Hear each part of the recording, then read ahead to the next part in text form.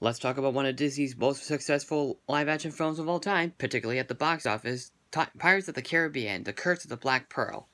Well, we're going to be talking about the Pirates of the Caribbean franchise right now, so, well, let's talk about the first film, The Curse of the Black Pearl. So here's a little bit of an interesting fact. When I was a kid, I did see commercials for the first film when I was a little kid, back when I was living in a different town. And then, I went to Disney World back in 2005 when I was about, I was about to graduate elementary school at that time. So I went to Disney World with my family, and we rented a nice little place down at Kissimmee, or whatever the heck that town is called. Then, a nice house with a really nice hot tub and a nice pool and stuff. Then, we went to Disney World, and then we actually rode the Pirates of the Caribbean ride. And then we went to Walmart, right by the place that we were staying at, and we got it on video. And what I seen, and I didn't know what to think of it, but now years later, I honestly can see, to this day, I absolutely love the Pirates of the Caribbean movie. And, well, I absolutely love this movie, and the other films as well. Well, I'll kind of give you a heads up. But, one of them is the weakest, and it's probably perfectly obvious what you might think it is. But I'll get to that when I get to that. So, let's talk about this one. So, in Pirates of the Caribbean, The Curse of the Black Pearl, it opens up with a little girl named Elizabeth Swann. And when he sees a little boy named William Turner, who was actually a pirate.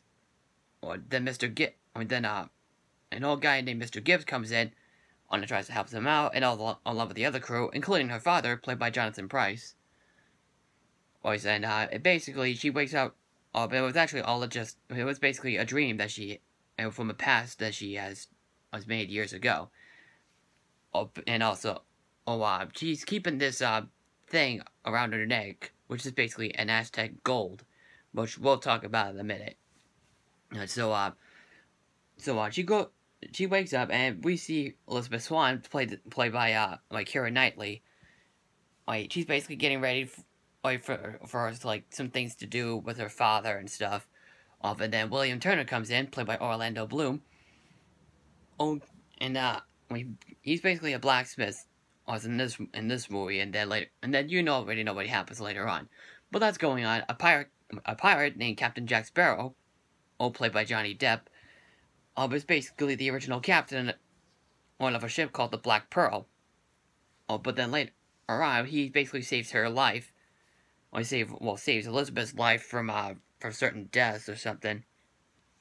And of course, a lot of great action and comedic stuff happens in that part of the film. And then later on that night, the original Black Pearl crew comes in, and then they take Elizabeth Swann on because of the Aztec gold that's around her neck. Is able to help cure and stop a curse that they were on. And so they basically take her to the new captain of the Black Pearl, known as Captain Barbossa, played by Jeffrey Rush. William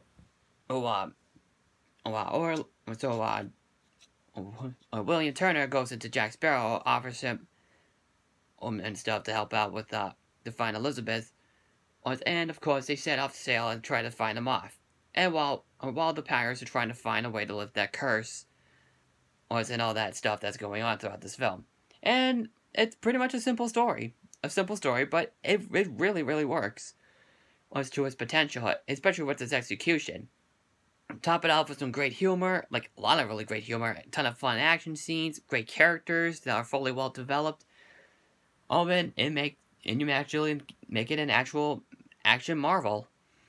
Much like how a few years before that film came out, it was The Mask of Zorro, which was done by the same writers of that film. Which, about the writers of this film also wrote Aladdin, The Road to El Dorado, and a whole bunch more of other films that we have seen.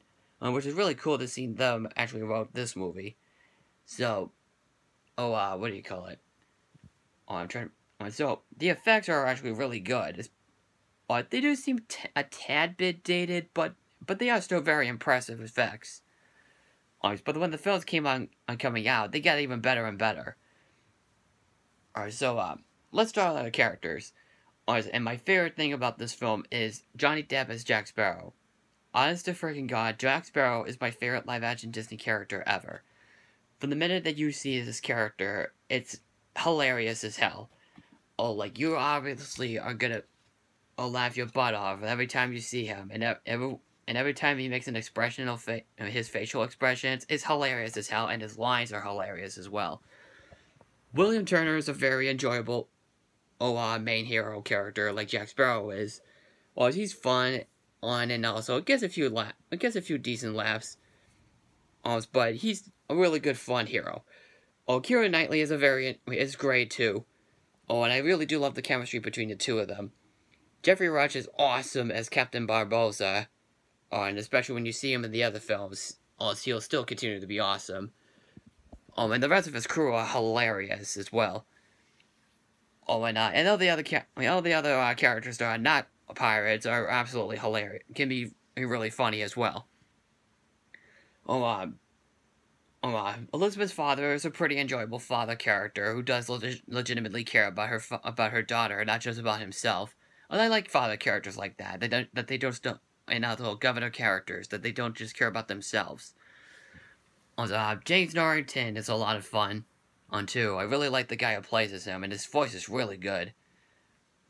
And even the action scenes are a lot of fun. And honestly, from my personal view, it's just straight up funny. So, this film basically got really praised by critics and audiences as well. So overall, I absolutely love this movie. And I will be talking about the other films anyway this week. So I guess that's pretty much it. So, if you have seen Pirates of the Caribbean, what did you think about it? Just comment below, follow me on Twitter, Facebook, and Stardust, and don't forget to subscribe. I'm the Bostonian Critic, and I am signing out. Take care.